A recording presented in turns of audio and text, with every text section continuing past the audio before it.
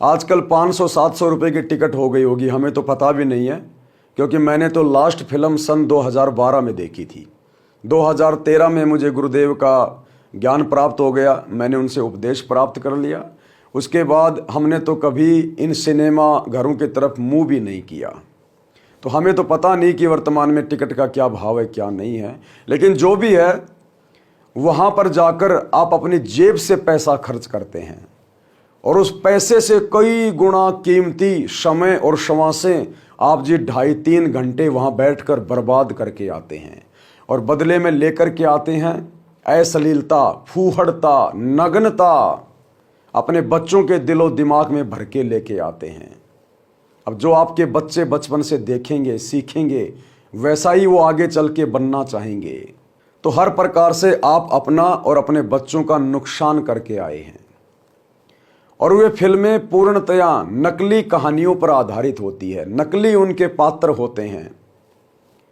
उस फिल्म में वो हीरो रिक्शा चला रहा है, एक गरीब व्यक्ति की भूमिका कर रहा है, बड़ी मुश्किल से अपने बच्चों का पेट भर पाता है, उसकी आंखों में आंसू आते रहते हैं और हम लोग उसको देख देख के रोते रहते हैं। हम भी बड़े अंदर से दुखी होते हैं कि देखो बेचारा कितना गरीब है, सारा दिन कितनी मेहनत करता है, ऊपर से ये गुंडे लोग इसकी कमाई को भी छीन रहे हैं, बेचारा बहुत गरीब है। लेकिन आप और हम भूल जाते हैं कि पर्दे के पीछे की सच्चाई कुछ और है। हम जिस आदमी को रिक्शे वाला समझकर, गरीब आदमी समझकर आंखों से आंसू बहा रहे हैं, हमें उसके ऊपर दया आ रही है, हमें सहानुभूति हो रही है।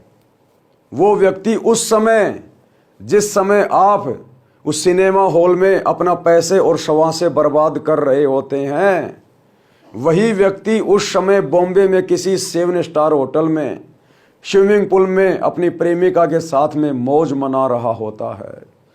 वो चंद घंटों में लाखों रुपया वहां पर अपने ऐशो आराम में बर्बाद कर रहा है।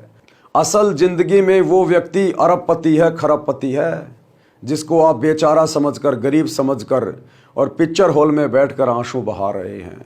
तो भाई और बहनों, हम टोटल नकली चीज़ें देख रहे हैं। हम आदी हो गए हैं नकली चीज़ों को देखना, सुनना, पढ़ना। तो ये भी हमने विचार करना चाहिए कि जो फिल्में हम देखते हैं वे झूठी कहानियों पर आधारित होती हैं, उनका वास्तविक जीवन से, वास्तविक ज़िंदगी से कोई लेना देना नहीं होता है। और इस काल के द्वारा आपका अनमोल समय और श्वासें बर्बाद करवाई जा रही हैं। आप लोगों को भूल भुलैया में डाला जा रहा है और आपके बच्चों के अंदर कुसंस्कार पैदा हो रहे हैं, कुसंस्कार। तो गुरुदेव कहते हैं फिल्म बनावटी कहानी होती है, जिसे देखते समय हम भूल जाते हैं कि जो इसके पात्र हैं वे रोजी रोटी के लिए धंधा चला रहे हैं। करोड़ों रुपए एक फिल्म में काम करने के लेते हैं। भोले युवक विवेक खोकर उनके फैन यानी प्रशंसक बन जाते हैं। वे अपना धंधा चला रहे हैं। आप मूर्ख बनकर सिनेमा देखने में धन व्यर्थ करते हैं।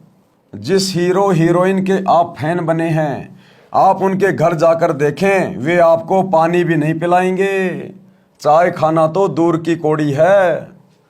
यदि कभी उनके घर जाना हो जाए तो उनका सिक्योरिटी गार्ड आपके लिए गेट का दरवाजा भी नहीं खोलता है। आप उस घर के बाहर मोबाइल हाथ में लेकर कुत्ते की तरह खड़े रहते हैं, कुत्ते की तरह, कि कब वो हीरो आए, कब वो हीरोइन आए और मैं उसकी फोटो खींचूं। क्या करोगे उसकी फोटो खींच के? अरे क्या मिला तुम्हें उसकी फोटो खींच के? क्या दे दिया उसने तुम्हें? ये नादानी है, बेवकूफ़ी है।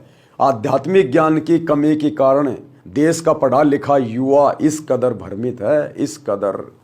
अरे वो तो अपनी रोजी रोटी के लिए चटक मटक कर रहे हैं, नाच रहे हैं, गा रहे हैं, समाज में अश्लीलता फैला रहे हैं, फुहड़ता फैला रहे हैं। आप लोगों को क्या मिल रहा है? सिर्फ आध्यात्मिक कमी के कारण आप जी उनके पीछे पीछे दौड़ते हैं।